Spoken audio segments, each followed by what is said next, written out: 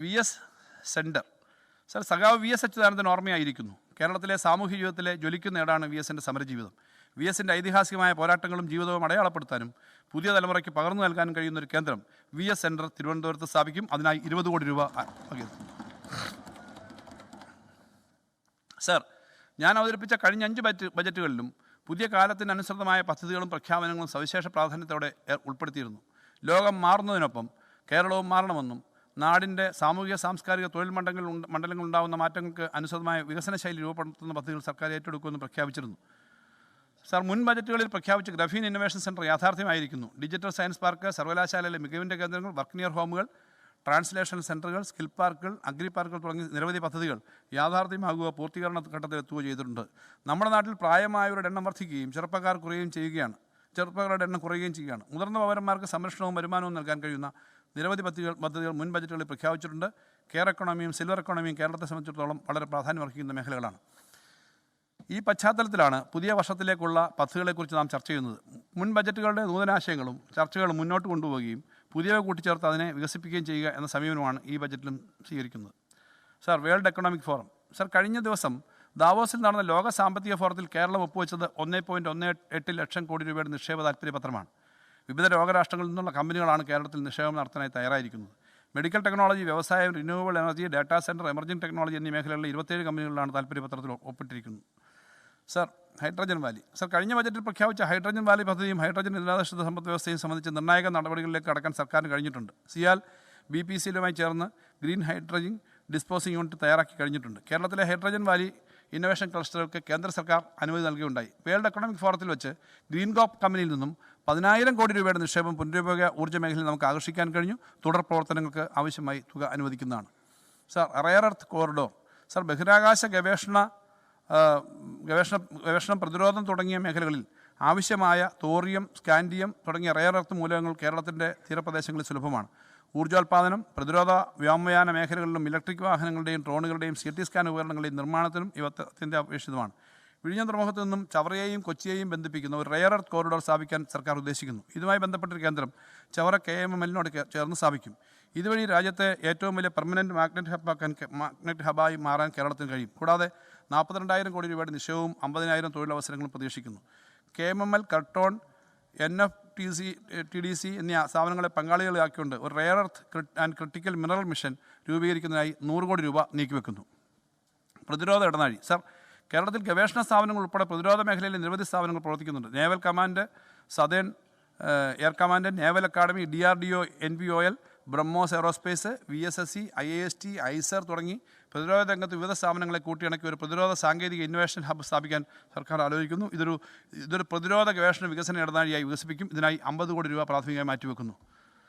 Sir, മലയാളത്തിൽ ഉന്നത നിലവാരമുള്ള ഒരു വിശാല ഭാഷാ മാതൃക സൃഷ്ടിക്കുന്നതിനും പരിശീലനം നൽകുന്നതിനും ഡെവലപ്പർമാർക്കും ഇന്നോവേറ്റർമാർക്കും പ്രോത്സാഹനം നൽകുന്നതിനായി ഒരു സമയബന്ധിത മലയാള ഭാഷാ മാതൃക ചലഞ്ച് ആവിഷ്കരിക്കാൻ ഉദ്ദേശിക്കുന്നു.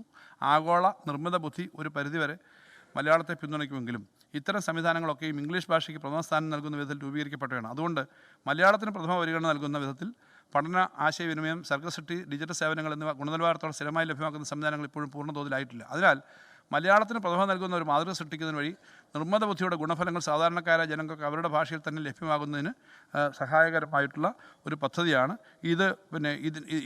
ഈ മേഖലയിലേക്ക് ഗണ്യമായ ഉപയോഗങ്ങളും സേവനങ്ങളും സൃഷ്ടിക്കുന്നതിന് ഡെവലപ്പർമാരെ സഹായിക്കുകയും ചെയ്യും. ഈ ലക്ഷ്യത്തിനായിട്ട് 1 കോടി രൂപ വകയിരുത്തുന്നു.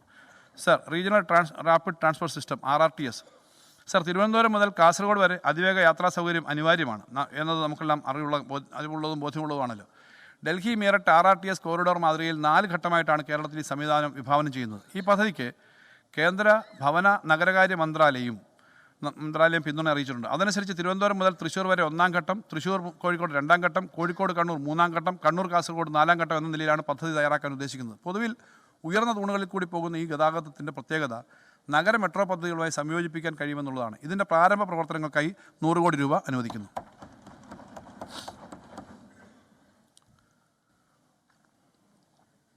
സാർ, തിരുവനന്തപുരം മുതൽ അങ്കമാലി വരെയുള്ള MC റോഡ് 24 മീറ്റർ വീതിയിൽ 4 വരിയായി പുനർനിർമ്മിക്കുന്ന പദ്ധതി കിഫ്ബിയിലൂടെ ഏറ്റെടുക്കുകയാണ്. ഇതിൻ്റെ പ്രാരംഭമായ ഫണ്ട് മുമ്പ് വെച്ചിരുന്നതാണ്. പ്രധാന ജംഗ്ഷനുകളിലെ ഗതാഗതക്കുരുക്ക് ലഘൂകരിക്കുക എന്ന ലക്ഷ്യത്തോടെ ബൈപ്പാസുകൾ നിർമ്മിക്കുകയും ജംഗ്ഷനുകൾ വികസിപ്പിക്കുകയും ചെയ്യുന്നതാണ് ആദ്യഘട്ടം. ഇതിൻ്റെ ഭാഗമായി കൊട്ടാരക്കര ബൈപ്പാസിന് 110.36 കോടി രൂപയുടെ സാമ്പത്തിക അനുമതി നൽകിയിട്ടുള്ളതും ഭൂമി ഏറ്റെടുക്കൽ പ്രവർത്തനങ്ങൾ ദ്രുതഗതിയിൽ പുരോഗമിച്ചു വരുന്നതുമാണ്. ആദ്യഘട്ടം എന്ന നിലയിൽ കിളിമാനൂർ, നിലമേൽ, ചടയമംഗലം, ആയൂർ, പന്തളം, ചെങ്ങന്നൂർ ബൈപ്പാസുകളുടെ നിർമ്മാണവും വിവിധ ജംഗ്ഷനുകളുടെ നിർമ്മാണവും ഉണ്ടാവും. സാർ, ഒന്നാം ഘട്ടം MC റോഡ് വികസന പദ്ധതിക്കായി 5217 കോടി രൂപയാണ് കിഫ്ബിയിലൂടെ നീക്കിവെക്കുന്നത്.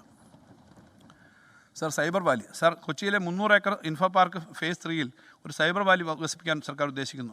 IT അധിഷ്ഠിത സേവനങ്ങൾ, ആർട്ടിഫിഷ്യൽ ഇൻ്റലിജൻസ് തുടങ്ങി സാങ്കേതികവിദ്യകൾ എന്നിവയുടെ ഒരു കേന്ദ്രമായി സൈബർ വാലി പ്രവർത്തിക്കും. ആധുനിക നഗരജീവിതത്തിന് പര്യാപ്തമാകുന്ന ഡിജിറ്റൽ സൗകര്യങ്ങളോടൊപ്പം ഡിജിറ്റൽ സംരംഭകത്വവും തൊഴിലും സൃഷ്ടിക്കുന്ന കേന്ദ്രമാകും സൈബർ വാലി. PPP മാതൃകയിൽ ആസൂത്രണം ചെയ്യുന്ന ഈ പദ്ധതിക്കായിട്ട് 30 കോടി രൂപ പ്രാഥമികമായിട്ട് മാറ്റിവെക്കുന്നു. ആഗോള സ്കൂൾ. സാർ, കേരളത്തിലെ വിദ്യാർത്ഥികൾ പ്രതിവർഷം ഉന്നത വിദ്യാഭ്യാസത്തിനും തൊഴിൽ പഠനങ്ങൾക്കുമായി ഏകദേശം 8000 കോടി രൂപയിലധികം സംസ്ഥാനത്തിന് പുറത്തേക്ക് നൽകുന്നു എന്നാണ് കണക്ക്. ഏറ്റവും നൂതനമായ സാങ്കേതിക വിദ്യയും പുതിയ കാലത്തിന് അനുയോജ്യമായ തൊഴിൽ പരിശീലനവും നൈപുണ്യ സമ്പാദനവും പ്രദാനം ചെയ്യുന്ന ആഗോള സ്കൂൾ കേരളത്തിൽ സ്ഥാപിക്കും.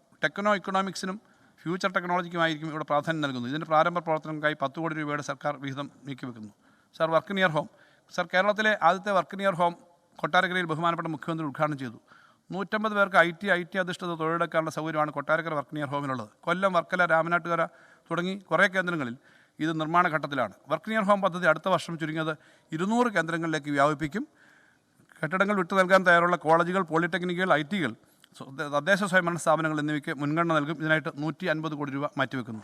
സാർ, സ്പെഷ്യൽ എൻറിച്ച്മെൻറ്റ് പദ്ധതി. സാർ, ഗോത്രമേഖലയിലെ 40 സ്കൂളുകളിൽ ഗുണമേന്മയുള്ള വിദ്യാഭ്യാസം ഉറപ്പാക്കുന്നതിന് വേണ്ടി ആവിഷ്കരിച്ച സ്പെഷ്യൽ എൻറിച്ച്മെൻറ്റ് പദ്ധതിയുടെ വിജയത്തെ തുടർന്ന് ഇത് കൂടുതൽ സ്കൂളുകളിൽ നടപ്പിലാക്കും.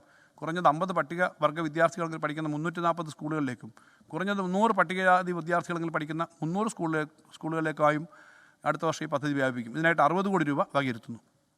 പഞ്ചായത്ത് തല സ്കിൽ സെൻ്ററുകൾ. സാർ, ദൂരസ്ഥലങ്ങളിൽ പോയി തൊഴിലെടുക്കാൻ കഴിയാത്ത, പല കാരണങ്ങളാൽ വീടുകളിൽ തന്നെ നിൽക്കേണ്ടി വന്നിട്ടുള്ള സ്ത്രീകൾക്ക് മികച്ച വരുമാനം ലഭിക്കുന്ന തൊഴിലുകൾ പരിശീലിക്കാനുള്ള അവസരം ഗ്രാമങ്ങളിൽ ഒരുക്കും.